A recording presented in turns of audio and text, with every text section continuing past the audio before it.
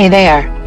Subscribe to my channel and also press this bell icon so you can get latest video notifications.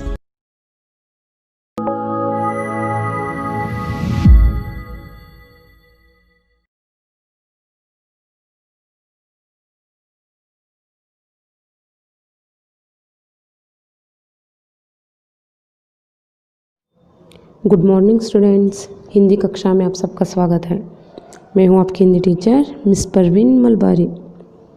बच्चों, इस कक्षा को शुरू करने से पहले यहाँ पे मैं कुछ चित्र दिखाऊंगी, आप गौर से देखिए।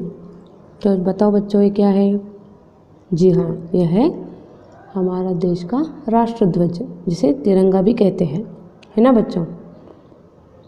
चलो ये बताओ। जी हाँ, सही पहचाना। ये हमारा राष्ट्रीय पुष्प है, जिसे कमल कहते हैं। यह है राष्ट्रीय चिन्ह, जिसमें 4 सिंह के मुंह रहते हैं। ये बताओ क्या है? जी हाँ, यह है बाघ। यह हमारे देश का राष्ट्रीय प्राणी है ना बच्चों? ऐसे ही ये क्या है? जी हाँ, यह हमारा राष्ट्रीय पक्षी मोर है ना बच्चों? आज की इस कक्षा में हम 7वीं कक्षा का जो 6वां पाठ है, हमारे राष्ट्रीय प्रतीक, इसके बारे में चर्चा करने वाले हैं। तो चलो बच्चों, देखते हैं इस पाठ के आशय को।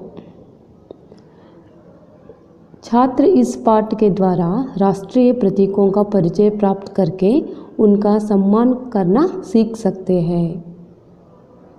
इस पाठ के द्वारा बच्चे ये जो हमारे राष्ट्रीय प्रतीक है ना, इनके बारे में परिचय प्राप्त कर सकते हैं और इनका सम्मान करना सीख सकते हैं। ಮಕ್ಕಳೇ, ಇವತ್ತಿನ ತರಗತಿ ಒಳಗೆ ನಾವು 7ನೇ ವರ್ಗದ 6ನೇ ಪಾಠ ಆಗಿರುವಂತಹ ಹಮಾರೆ ರಾಷ್ಟ್ರೀಯ ಪ್ರತೀಕ್ ಇದರ ಬಗ್ಗೆ ಚರ್ಚೆ ಮಾಡಲಿಕ್ಕತ್ತೇವ್ರಿ। ಈ ಪಾಠದ ಆಶಯ ಏನು ಅಂದರೆ, ನಮ್ಮ ರಾಷ್ಟ್ರದ ಪ್ರತೀಕಗಳಾಗಿರುವಂತಹ, ಚಿಹ್ನೆಗಳಾಗಿರುವಂತಹ ಧ್ವಜ ಆಗಿರಬಹುದು, ರಾಷ್ಟ್ರೀಯ ಪ್ರಾಣಿ ಆಗಿರಬಹುದು, ಪಕ್ಷಿ ಆಗಿರಬಹುದು, ಇವುಗಳ ಬಗ್ಗೆ ಪರಿಚಯವನ್ನು ಪಡ್ಕೊಂಡು ಅವುಗಳನ್ನು ನಾವು ಯಾವ ರೀತಿ ಸನ್ಮಾನವನ್ನು ಮಾಡಬೇಕು ಅನ್ನೋದನ್ನು ಕಲ್ತ್ಕೋಬೋದ್ರಿ ಈ ಪಾಠದ ಮೂಲಕ ನಾವು।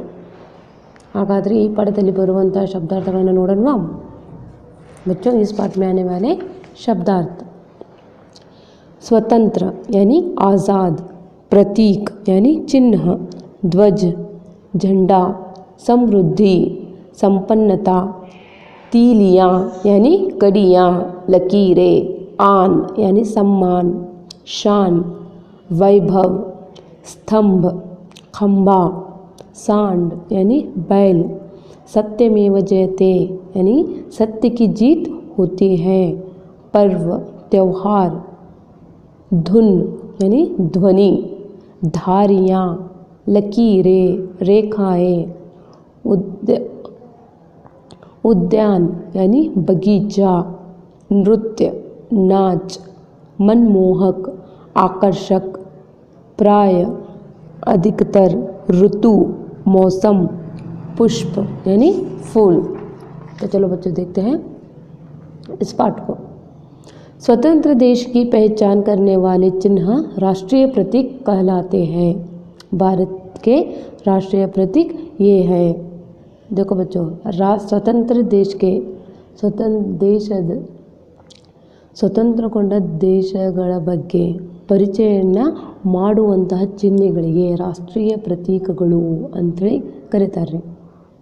ಅವು ಯಾವ್ಯಾವು ನಮ್ಮ ದೇಶದಲ್ಲಿ, ಯಾವ್ಯಾವ ನಮ್ಮ ರಾಷ್ಟ್ರೀಯ ಪ್ರತೀಕಗಳು ಅದಾವು ಅನ್ನೋದ್ರ ಬಗ್ಗೆ ಇವತ್ತಿನ ದಿನ ನಾವು ಚರ್ಚೆ ಮಾಡೋಣ। ओके बच्चों, पहला जो हमारे देश का राष्ट्रीय प्रतीक है वो है हमारा राष्ट्रीय ध्वज, जिसे तिरंगा भी कहते हैं, है ना बच्चों? भारतीय ध्वज में 3 रंग है। केसरिया रंग त्याग और वीरता का प्रतीक है। सफ़ेद रंग शांति और पवित्रता की निशानी है। हरा रंग समृद्धि और खुशहाली का प्रतीक है। ನೋಡಿ ಮಕ್ಕಳೇ, ನಮ್ಮ ರಾಷ್ಟ್ರೀಯ ಪ್ರತೀಕಗಳ ಒಳಗೆ ಮೊದಲನೇದಾಗಿ ಬರುವಂಥದ್ದು ನಮ್ಮ ರಾಷ್ಟ್ರಧ್ವಜ। ನಮ್ಮ ರಾಷ್ಟ್ರಧ್ವಜದಲ್ಲಿ ಮುಖ್ಯವಾಗಿ 3 ಬಣ್ಣಗಳು ಇವೆ. ಅದು ಮೊದಲನೇದಾಗಿ ಕೇಸರಿ ಬಣ್ಣ.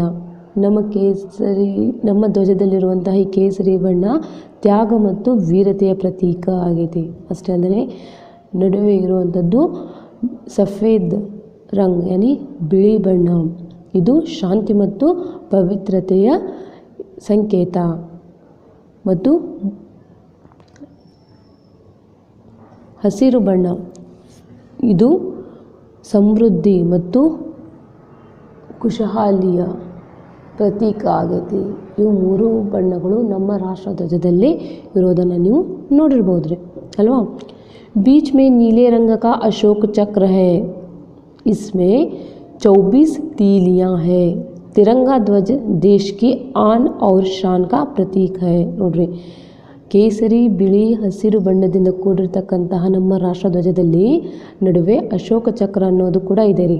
ಇದು ನೀಲಿ ಬಣ್ಣದಾಗಿದ್ದು ಇದರೊಳಗೆ 24 ಅಂದರೆ 24 ಗೆರೆಗಳು ಇರೋದನ್ನು ನಾವು ಅಲ್ಲಿ ರೇಖೆಗಳು ಇರೋದನ್ನು ನಾವು ನೋಡಬಹುದು.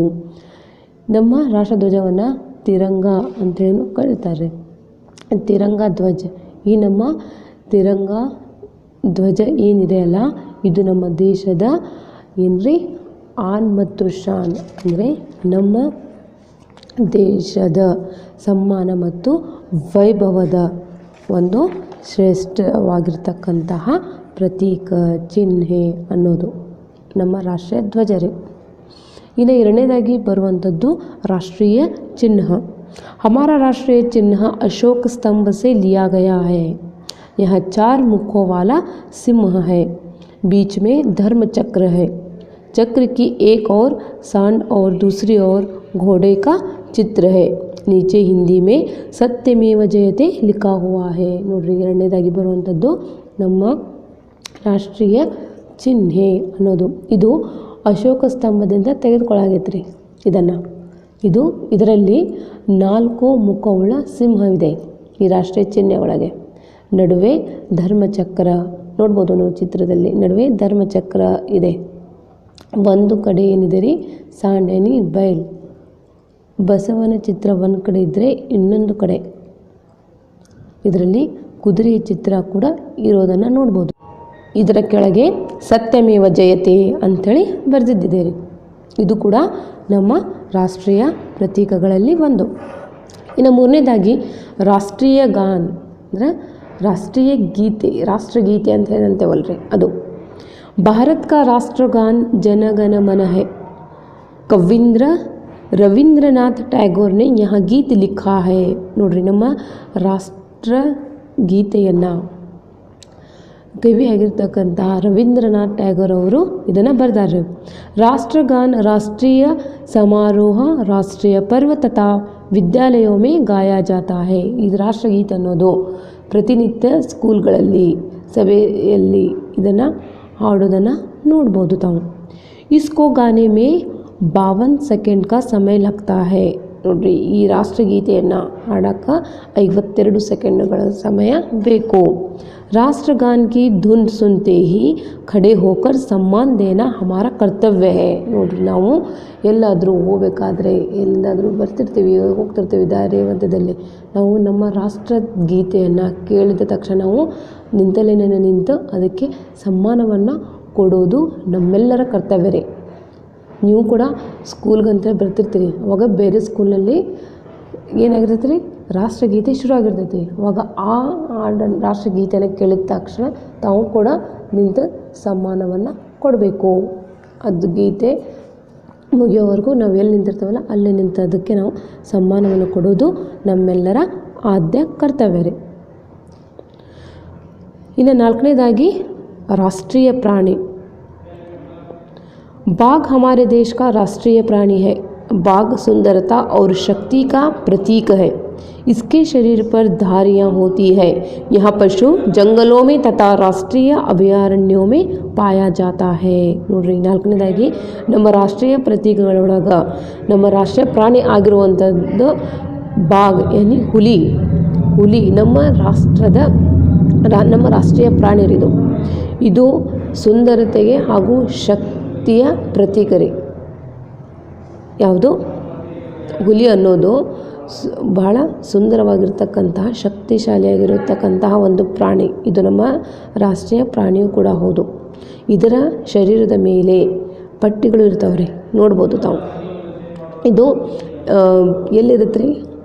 ಕರೆಕ್ಟ್, ಇದು ಅರಣ್ಯಗಳಲ್ಲಿ ಇರೋದನ್ನು ನಾವು, ಅಭಯಾರಣ್ಯಗಳಲ್ಲಿ ಇರೋದನ್ನು ನಾವು ನೋಡಬಹುದು.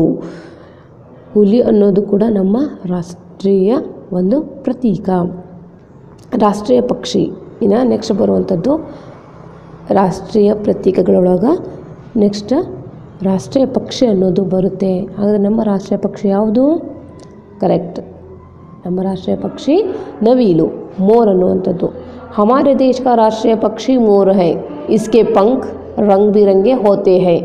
गर्दन नीली तथा लंबी होती है. इसका नृत्य बड़ा ही मनमोहक होता है. मोर प्राय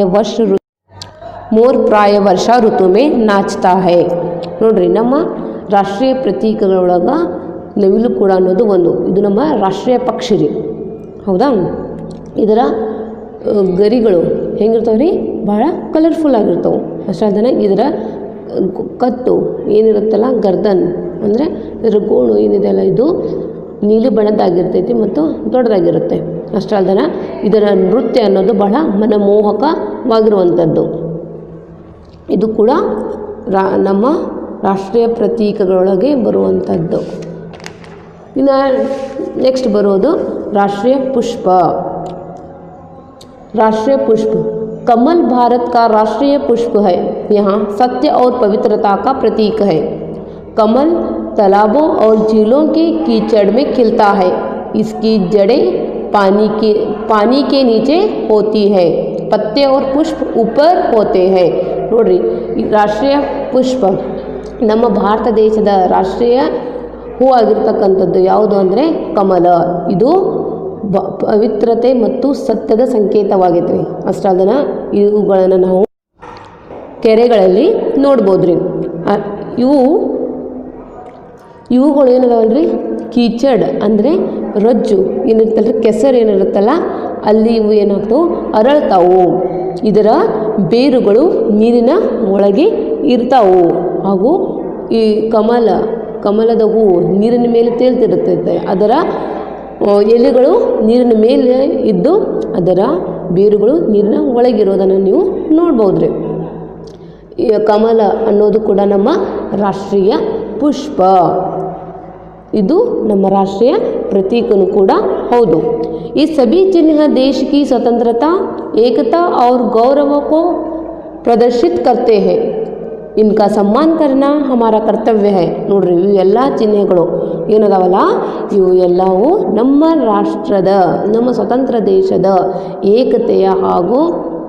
ಏಕತೆಯನ್ನು, ಗೌರವವನ್ನು ಇವು ಪ್ರದರ್ಶಿಸ್ತಾವ್ರಿ. ಹೀಗಾಗಿ ಇವುಗಳನ್ನು ನಾವು ಸನ್ಮಾನ ಮಾಡೋದು ನಮ್ಮೆಲ್ಲರ ಆದ್ಯ कर्तव्य. बच्चों, आशा करती हूँ कि आप सभी को यहाँ पाठ समझ आया होगा. ओके बच्चों, धन्यवाद.